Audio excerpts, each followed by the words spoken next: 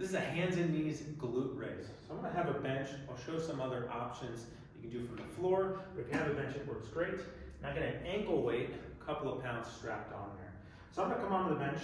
My knee here that's bent is gonna be center or a little closer to the edge, so I can be stable. And then I'm gonna come hands here. Before I do anything else, I wanna make sure my back is relaxed and reasonably flat.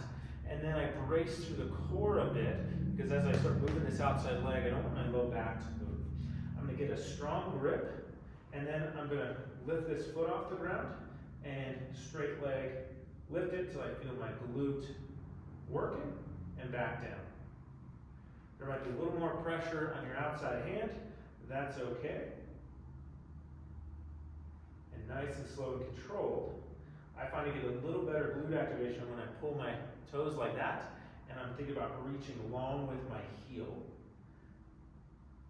And higher is not better, because if I go a bit higher than here, then I start to arch and use my low back. And so strong core, I want to feel just really the glute and maybe a bit of the hamstring working, but primarily work by your back pocket.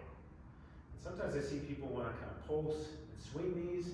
You can maybe progress to that, but in the beginning, nice and slow and controlled, because I want to make sure that I'm getting glute and not low back. So if I start swinging, people tend to start using their low back. And so if you feel like you're really under control and you know where your hip is going, then you can maybe go a little faster. But to start, nice and slow and controlled, reaching along with the heel, try not to let anything move in your lower back. If you don't have a bench, we can just come to the floor and do the same thing here. This just doesn't have as big of a range of motion. And so, especially when we're trying to work muscle strength, maybe muscle size, having a bigger range of motion tends to be a little bit better. So if we can elevate us, you can also do this off the edge of a bed. Sometimes that's a little soft, but you can give it a shot.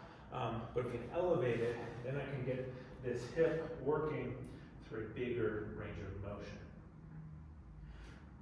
If we don't have an ankle weight, you might be able to do it with a mini band. So I got a mini band here on one of the supports of the bench. So I'm going to hook that around my heel and then do the same thing. And that works actually pretty dang well. But again, my range of motion is a little shorter because if I come down too far, it's going to slip off of my heel. So if you've got an ankle weight, it tends to work pretty well. So that is the hands and knees glute raise. It can be a great accessory exercise for the hips and the glutes. Activation if we're having a tough time finding the glute. We can create quite a bit of burn back there.